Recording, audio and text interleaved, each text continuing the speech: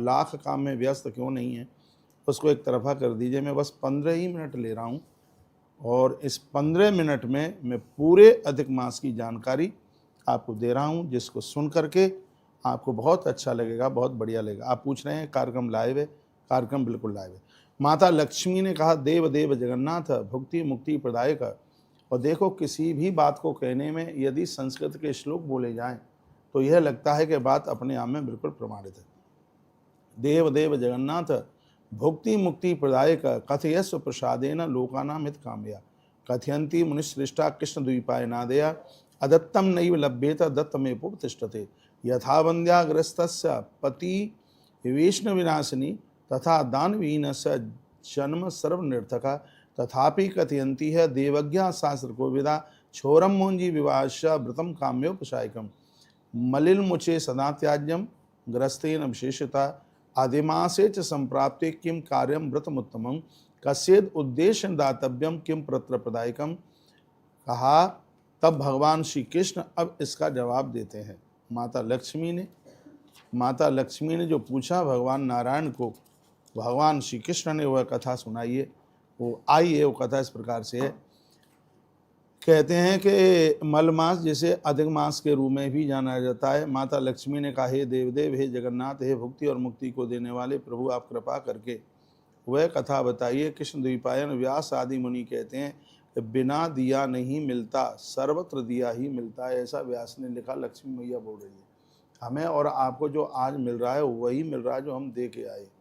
व्यास जी ने ऐसा कहा है। लक्ष्मी माँ कह रही है कि व्यक्ति को वही मिलता है जो वह दे के आया है, कुछ और मिलता नहीं है।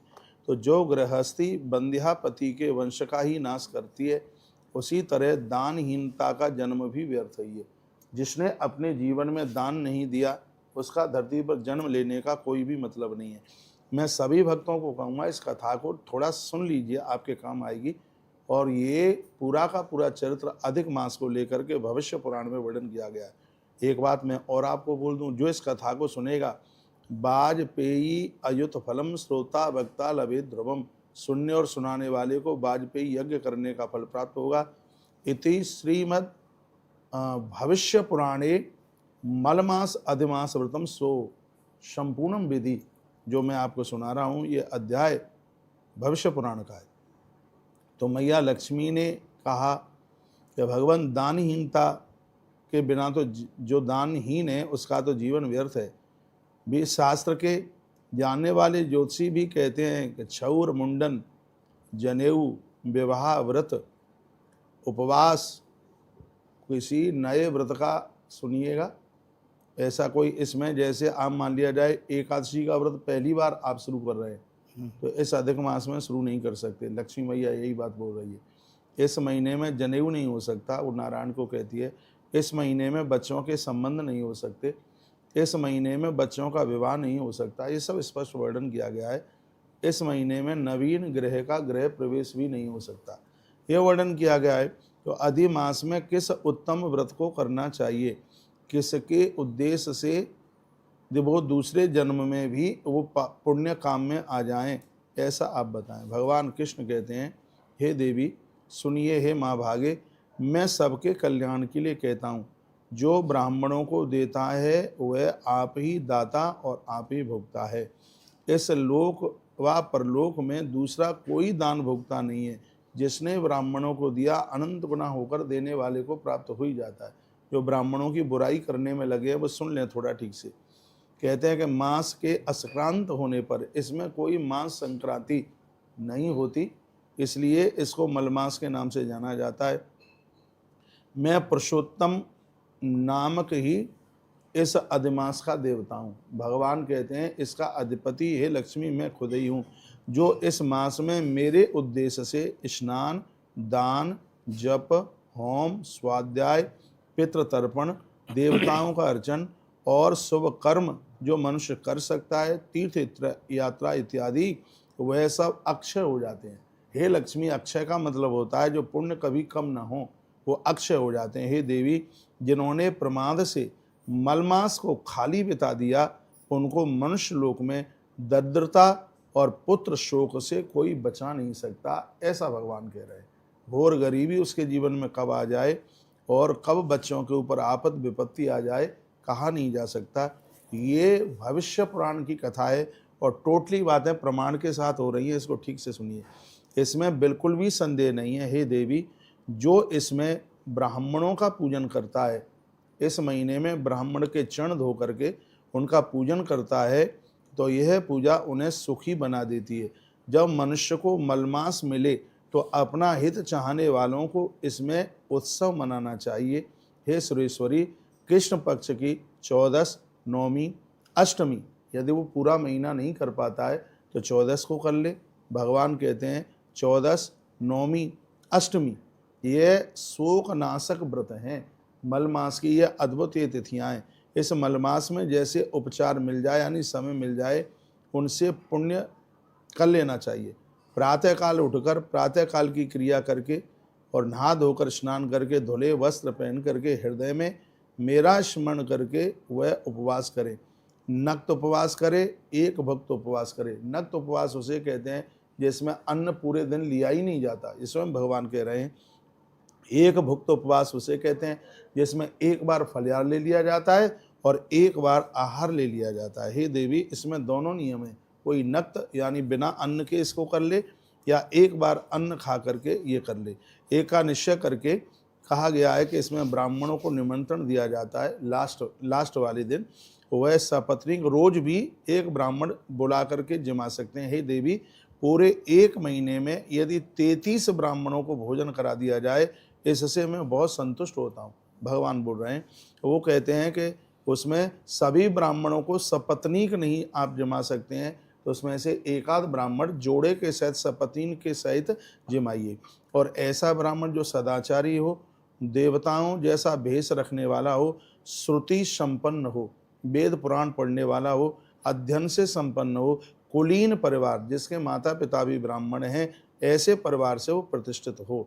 तो ऐसा भगवान ने कहा। मध्याह्न के समय, दोपहर के समय में जठर खुलता है, उस समय बहुत भूख लगती है और उसी समय पर जैसे अग्नि खूब जलती है तभी आहुति डालने का महत्व है। उसी प्रकार से ब्राह्मण को खूब भूख लगे और उस समय उसको भोजन कराने की महिमा बहुत ज़्यादा है, ऐसा भगवान कह रहे हैं।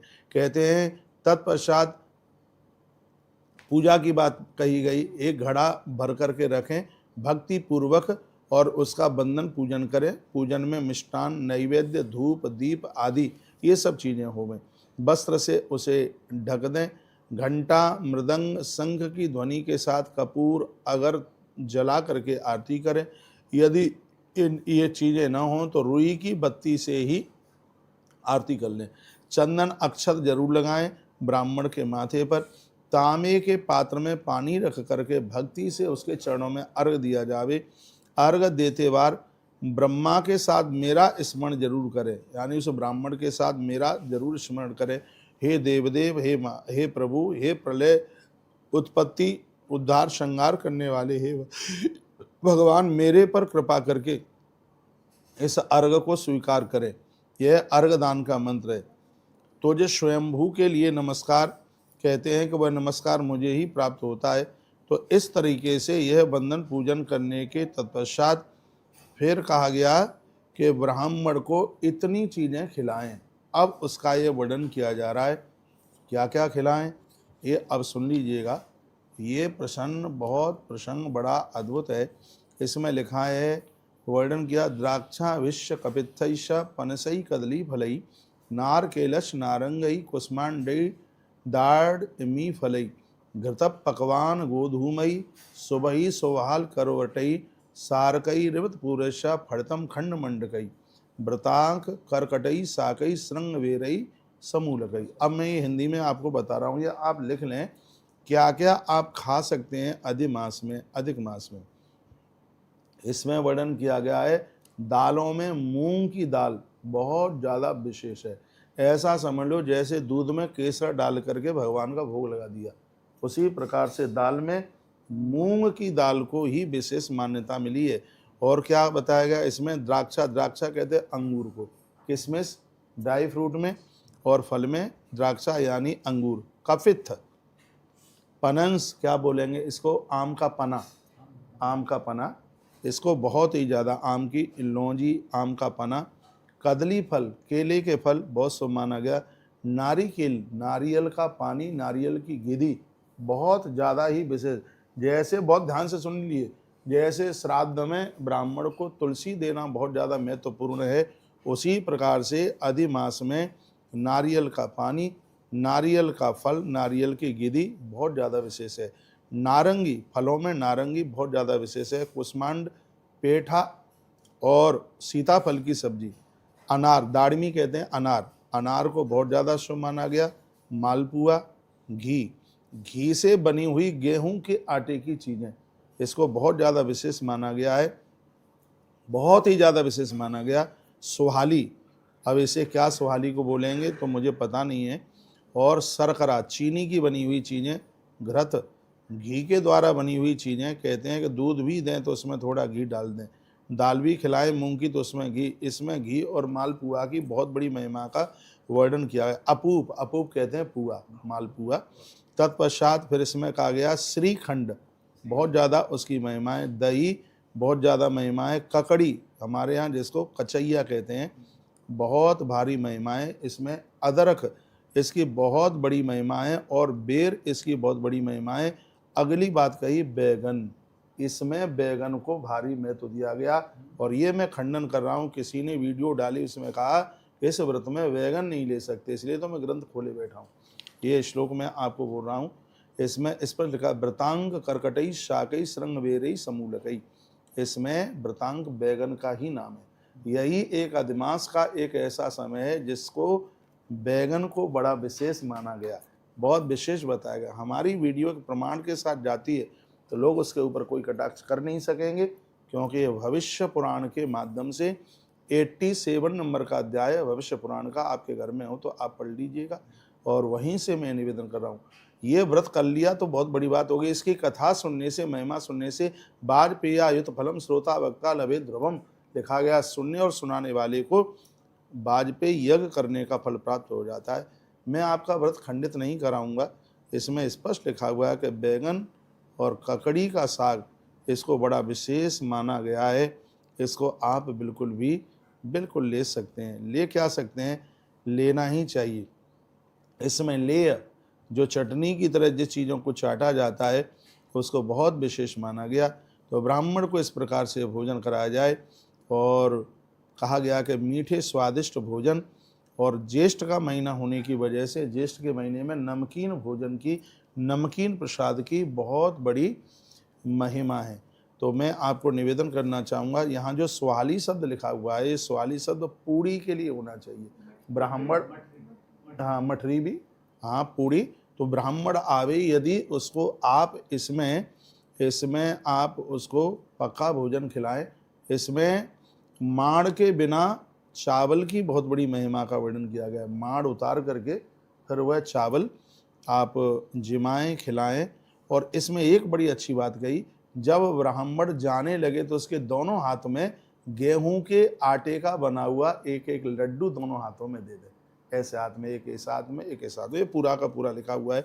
ब्राह्मण को विदाई करते समय उसके हाथ में लड्डू, ये नहीं कि पॉलीथिन में बांध करके, उसके दोनों हाथ में, हाँ ऐसे वो हाथ करे तो उसके दोनों हाथ में 2 लड्डू रख दीजिएगा।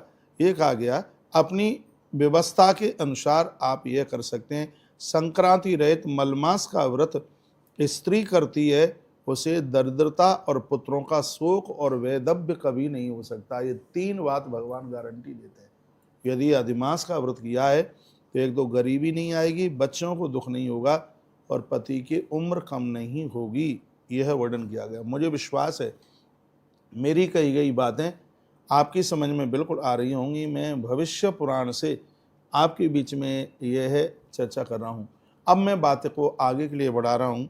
यदि पुरुष भी इस तरह इस पुरुषोत्तम अधिमास का व्रत करते हैं तो उसे भी दारिद्र्य और पुत्र शोक नहीं झेलना पड़ता।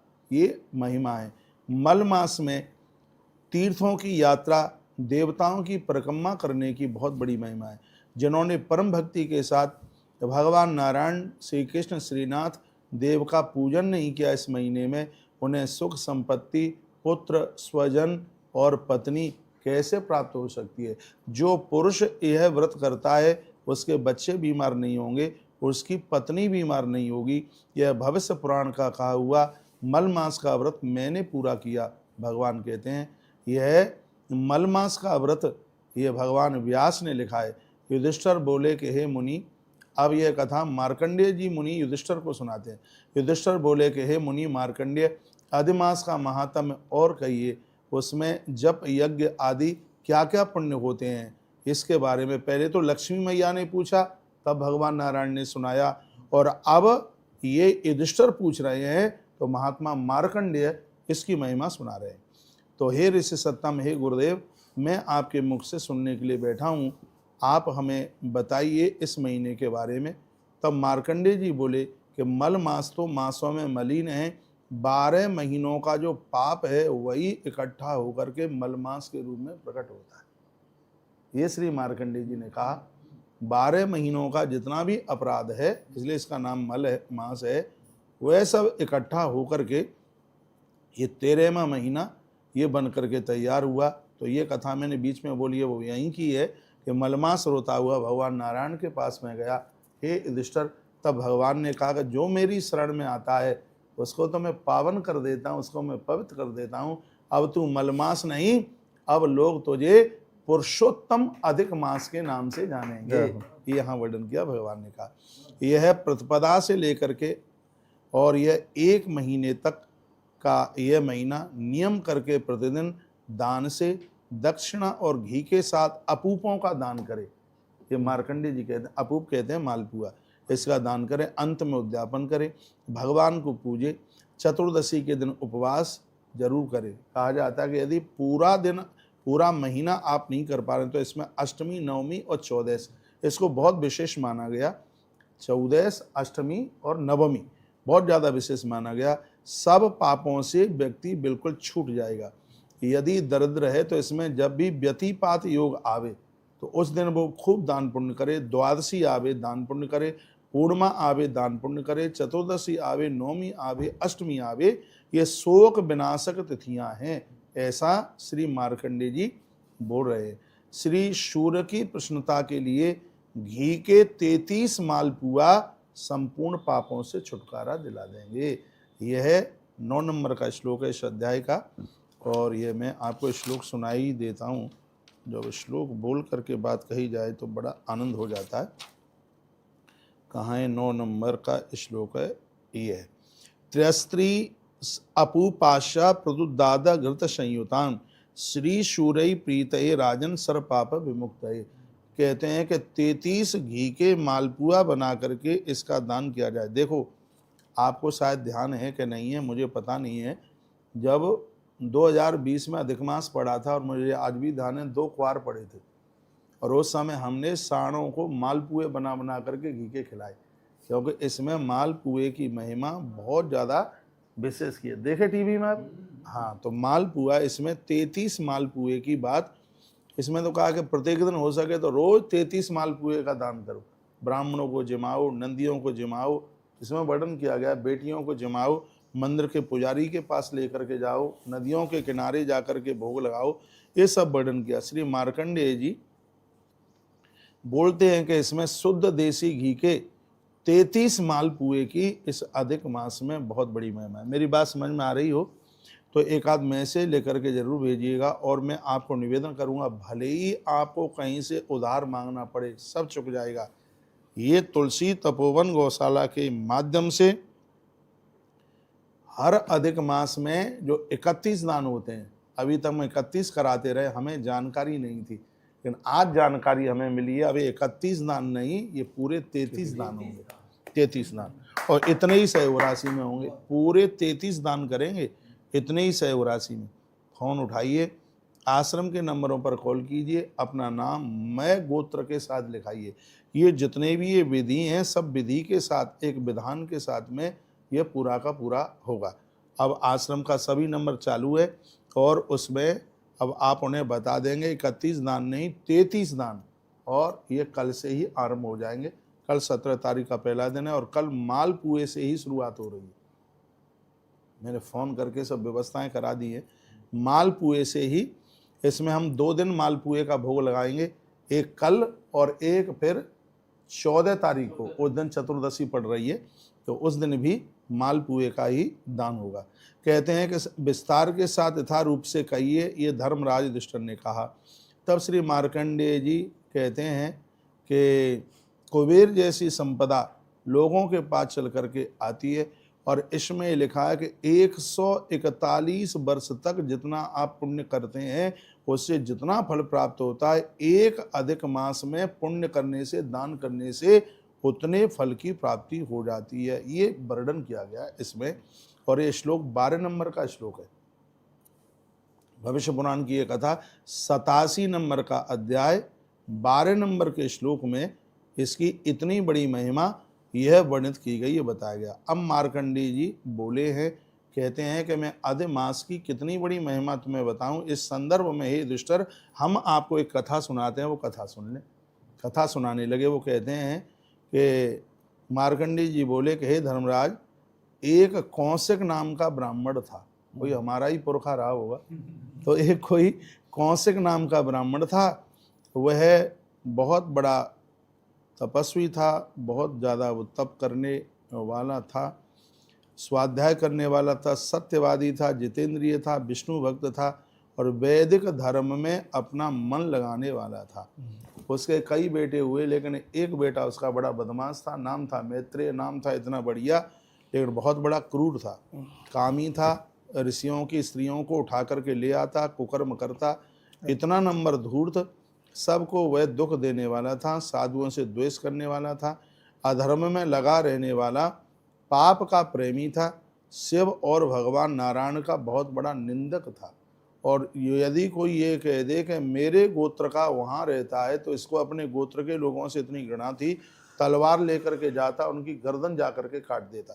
इतना बड़ा यह अपराधी, ऐसे समझ लो जैसे सूर्य के ऊपर राहु, कठोर कठोर उद्दंड करने वाला, सभी प्राणियों का हिंसक, शराबी, मूर्ख, चोरों का संग करने वाला, इन कामों को करते हुए उसे बहुत से दिन व्यतीत हो गए। एक दिन घोड़े पर चढ़कर वन को चला गया।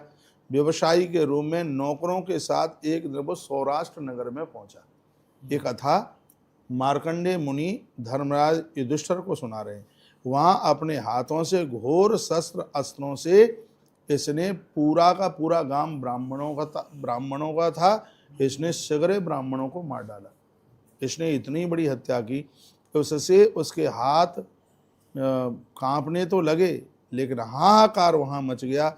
सब नगर के निवासियों ने, जो अगल बगल के लोग थे, उन्होंने सब ने मिलकर इसकी पीठ के ऊपर लाठियों का प्रहार किया, और वहीं इसकी मृत्यु हो गई। कौन मर गया? वो कौशिक ब्राह्मण का जो लड़का था, जिसका नाम था मैत्रेय, बहुत बड़ा अपराधी था, और उसकी मृत्यु हो गई। नगर अगल बगल के लोगों ने उसको मार करके उसको बिल्कुल ख़त्म कर दिया। कहते हैं कि जैसे ही इसको ख़त्म किया गया, ब्राह्मण था, जैसे इसको ख़त्म किया तो इसके मरते ही उस गांव में आग लग गई जिस गांव के लोगों ने इसको मारा। ब्रह्म हत्या लग गई पूरे गांव। ब्राह्मण था, उत्पाती था, लेकिन था ब्राह्मण। कहते हैं कि वो राष्ट्र ही भस्म हो गया।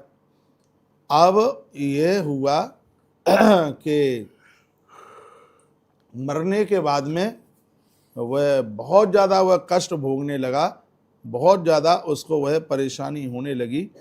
तो एक दिन की बात थी, उसने अपने पिताजी को, जिसका नाम कौशिक था, उस पिताजी को उसने रात को रोते रोते उसने कहा, मैं बहुत कष्ट में हूँ, मैं बहुत भारी परेशानी में हूँ, पिताजी कैसे भी मेरा उद्धार कराइए।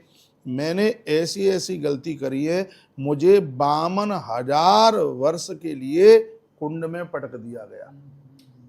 52,000 वर्ष तक कुंड में। अब उसकी वो वंश परंपरा में वो महात्मा जो कौशिक था, वो इतना बड़ा तपस्वी था, लाखों वर्षों तक वो धरती पर जिंदा रहा। वो व्यक्ति जो उसका जो बाप था, उसकी पीढ़ी पीढ़ी चलती रही, लेकिन वो इतना धर्मात्मा था कि उसकी आयु, उसकी उम्र बढ़ती गई। तो अब ये रो रो करके कहता है कि मुझे 52,000 वर्ष के लिए घोर कुंडों में पटका गया, ब्रह्महत्या के पाप को मैं भोगता हुआ अब मैं आग से बिल्कुल जल रहा हूँ, कैसे भी पिताजी मेरा उद्धार, मेरा कल्याण कीजिएगा। तो यहाँ पर वर्णन किया गया है, यहाँ सुनाया गया है कि देवसी नारद जी का आगमन हुआ, देवर्षि नारद जी के चरणों में उसने वंदन प्रणाम किया। कहा कि मेरे कुल खानदान को ब्रह्म हत्या जैसे महापातक लग गए, क्योंकि ब्राह्मणों का गांव ही उसने खत्म कर दिया।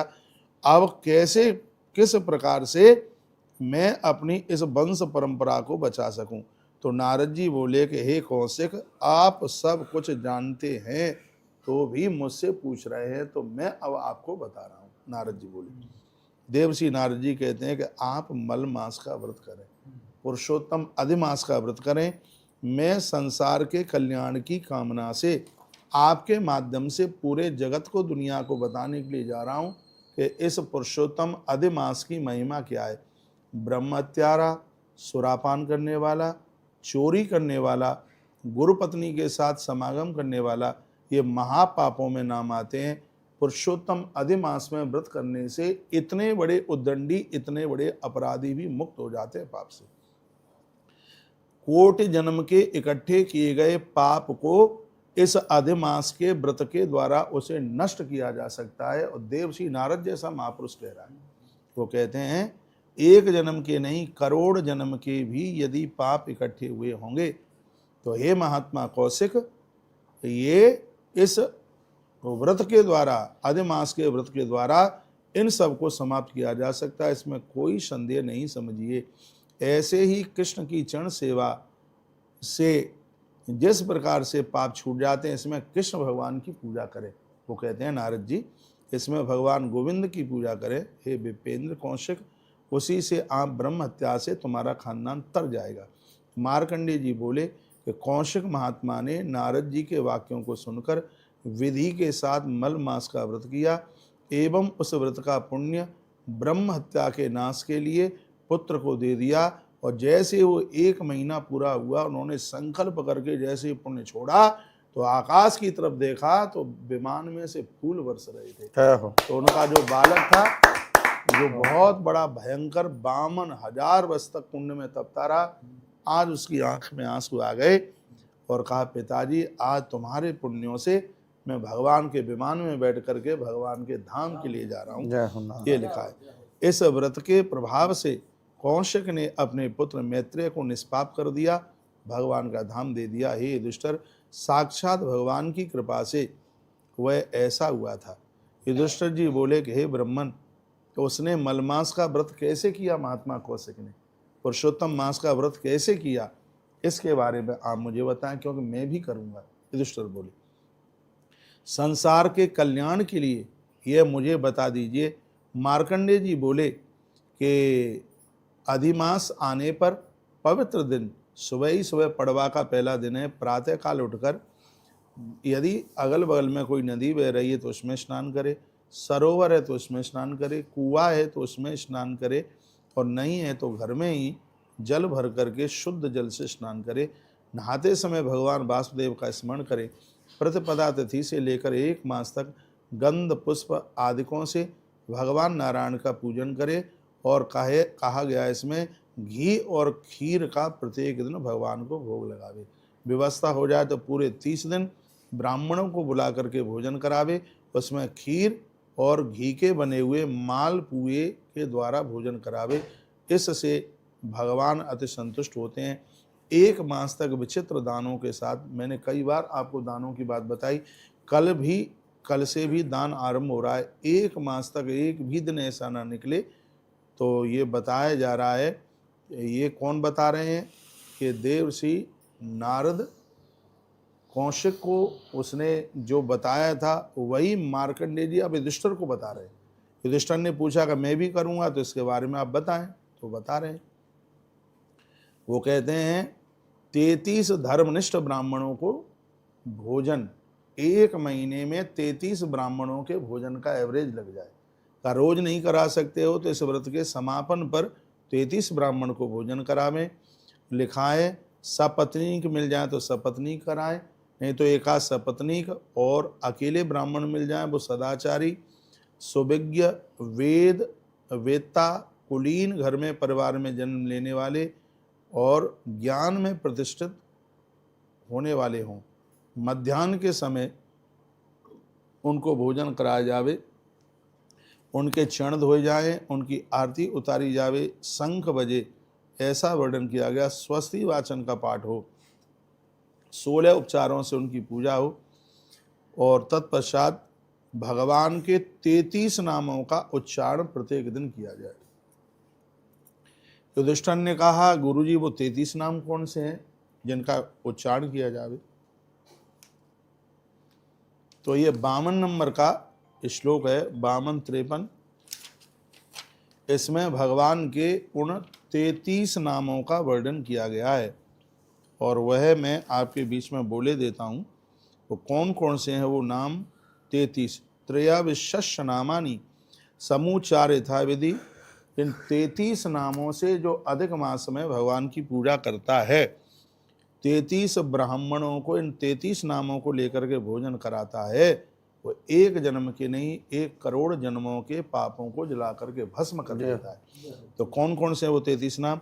जिष्णुम विष्णुम महाविष्णुम हरिम कृष्ण मधुक्षजम केशवम माधवम राम अच्युतम पुरुषोत्तमम गोविंदम वामनम श्रीशम श्रीकंठम विश्वसाक्षिणम नारायणम मधुरपु अनिरुद्धम त्रिविक्रमम वासुदेवम जगद्धोनि शेष अल्पगतम तथा संकृष्णम च प्रद्युम्नम दैत्यार्यम विश्वतोमुखम जनार्दनम धराधरम श्रीधरम गरुड़ध्वजम ऋषिकेशम पद्मनाभम पूजयेत भक्तितो व्रति आच्छद्य वस्त्र युक्तेन पीतेन च यथाविधि।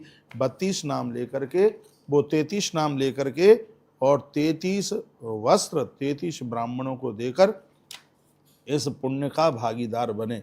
अब ये तो मैंने संस्कृत में सुना दिए, अब हिंदी में अपने कागज में आप लिख लीजिएगा ये कौन कौन से 33 नाम है। Number 1 Jishnu, number 2 Vishnu, number 3 Mahavishnu, number 4 Hari, number 5 Krishna, number 6 Adhokshaja, number 7 Keshav, number 8 Madhav, number 9 Ram, number 10 Achyut, number 11 Purushottam, number 12 Govind, number 13 बावन, number 14 Shrish, number 15 Shrikanth, number 16 Vishwa Sakshi, number 17 Narayan, 18 Madhuripu, 19 Aniruddh, 20 Trivikram, 21 Vasudev,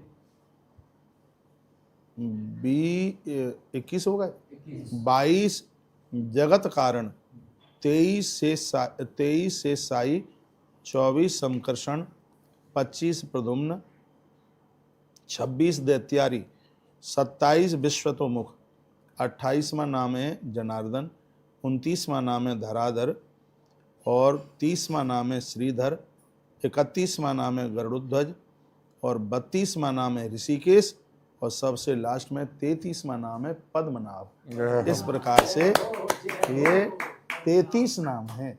ये 33 नाम, मुझे नहीं लगता कि शायद ऐसी वीडियो अधिक मास के ऊपर शायद कोई किसी यूट्यूब पर आई हो, लगता नहीं है। 33 नाम, इसमें अधिमास में इन 33 नामों से भगवान का वंदन, भगवान का पूजन किया जाए, बहुत ज़्यादा आनंद हो जाएगा। अभी और आगे की बात सुनिए। विष्णु भगवान के लिए 2 सुंदर उपवीत जनेऊ भगवान को, इसमें एक नहीं 2 जनेऊ पहनाए जाते हैं। सुगंधित चंदन लगाया जाता है भगवान को भी और आने वाले ब्राह्मणों को भी। धूप दिया जलाया जाता है, विधि पूर्वक इसमें पूजा की जाती है। इसमें ब्राह्मण को मीठा पान मिष्टान के साथ खाने को दिया जाता है। शंख घंटा मृदंग कपूर और अगर और चंदन ये सब आरती पूजा में लिए जाते हैं। विधि पूर्वक प्रदक्षिणा ओम नमो भगवते वासुदेवाय या ओम नमो नारायणाय, इन मंत्रों का इसमें जाप होता है। इसमें गुरु मंत्र का जाप, गुरु मंत्र को सिद्धि मिल जाती है, ऐसा श्री मार्कंडे जी महाराज धर्मराज युधिष्ठिर को बोल रहे हैं। तांबे के पात्र में पूरा 1 महीने तक पानी रखें, उसमें नदी का आह्वान, गंगा मैया का आह्वान करें, रोज कलश को चंदन लगाएं, अक्षत फूल चढ़ाएं, प्रसन्न चित्त से। इसमें पत्नी के साथ यदि आप विवाहित हैं तो पत्नी के साथ में पूजन कीजिएगा और नारिकेल, कलश के ऊपर आप नारियल आप रखें, ये बात कही गई है। और तत्पश्चात भूमि पर घुटने टेक करके बंदन प्रणाम करें, स्तुति करें, बंदन पूजन करें।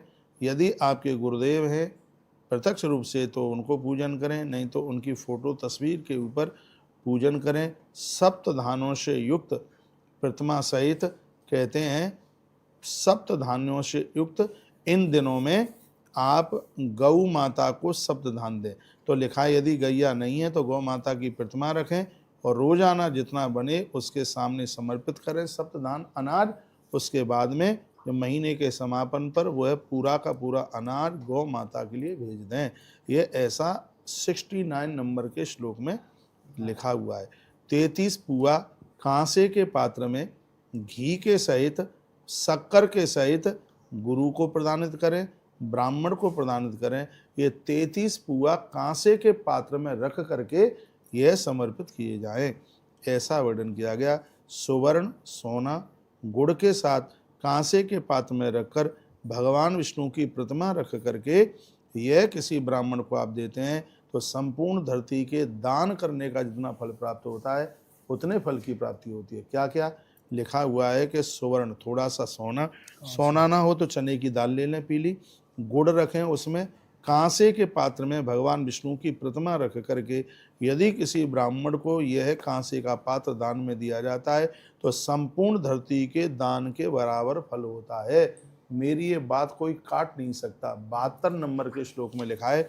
अब मैं इसकी संस्कृत बोले देता हूँ, कितनी बड़ी बात कही। सुवर्ण गुण संयुक्तान कांस्य पात्रे निधाय च विष्णु प्रतिमा प्रददाक्षय पृथ्वी दान फलम लवेत। स्पष्ट लिखा है संपूर्ण धरती की दान करने की फलता को आप प्राप्त करेंगे। देखो अब हमें ये 33 दान करा रहे हैं, ये नहीं कि अपने मन मुताबिक जो आवे सो करा दो, उस सब की लिस्ट है। नारद पुराण में पूरी की पूरी ये अधिक मास के दान की लिस्ट का वर्णन है। पद्म पुराण में कार्तिक मास के दान की लिस्ट का वर्णन किया गया है। मैं एक बार फिर आपको कहूँगा, आश्रम के सभी नंबर चालू है। आप मेरी बात का यदि विश्वास कर पा रहे हो तो अधिक मास के इन दानों से आप चूक नहीं जाना।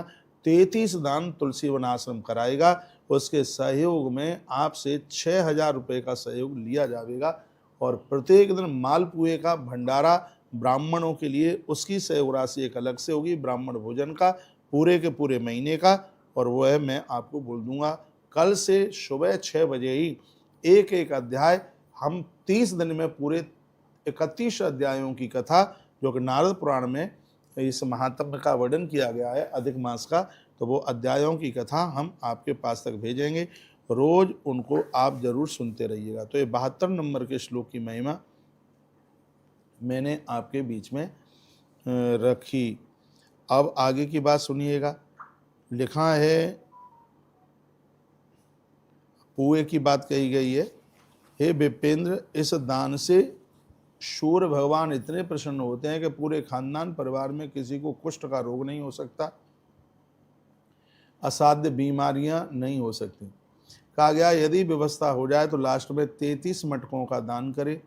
33 मटके न हो पावे तो 33 दियों का दान कर दे, 33 कुल्लड़ों का दान कर दे, 33 दीपकों का दान कर दे। यह वर्णन किया गया है। घृत, शर्करा, पायस कहते हैं खीर, ये प्रत्येक दिन ब्राह्मण को जिमावे, नमस्कार करे, वंदन करे, प्रणाम करे। इसमें 33 अपूप यानी पुआ, घी, शक्कर पूरे महीने में ये दान शुरू आपके यहाँ से निकलना चाहिए। अब तो सब लिखा है उसमें, जूते, चप्पल, छाता वगैरह सब लिखा हुआ है। इसमें वर्णन किया गया है, कहा गया है कि 33 ये पुए हैं, 33,000 वर्ष तक व्यक्ति को भगवान के स्वर्ग में जाकर के पहुंचा देंगे। ये 33 वस्तुओं के दान की इतनी बड़ी महिमा है। अब आगे कहा, जो स्त्री मलमास का व्रत करती है वह दरिद्रता, पुत्र शोक और वैधव्य से हमेशा बच जाती है। जो भी कोई पुरुष इस व्रत को करता है तो वह भी दुख, दरिद्रता और बच्चों के शोक से वो निवृत्त हो जाता है।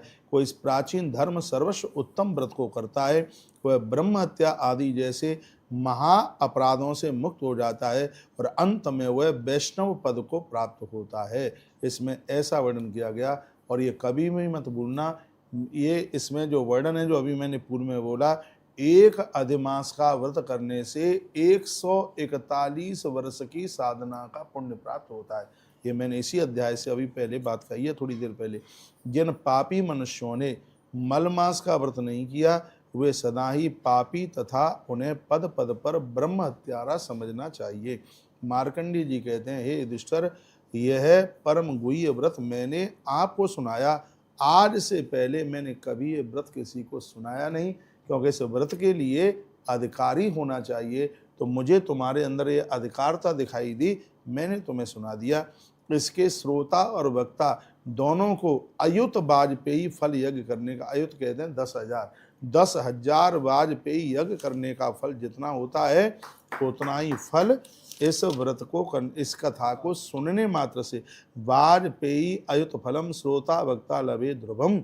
यह मार्कंडेय जी कहते हैं इतना बड़ा पुण्य, इतना बड़ा फल इसका है। इसके श्रोता और वक्ता दोनों को यह फल मिलता है। यह श्री भविष्य पुराण का कहा हुआ ये उद्यापन सहित मल मास के व्रत की बात, पुरुषोत्तम अध मास की बात मैंने पूरी तुम्हें सुनाई। लंबे होकर के युधिष्ठिर मार्कंडेय मुनि के चरणों में गिर पड़े और कहते हैं कि धर्मराज युधिष्ठिर ने हर 3 वर्ष में आने वाले इस अधि पुरुषोत्तम मास का व्रत किया और उसके साथ वो शरीर सहित भगवान के धाम के लिए गए। बोलिए नारायण देव भगवान की जय, पुरुषोत्तम नारायण भगवान की।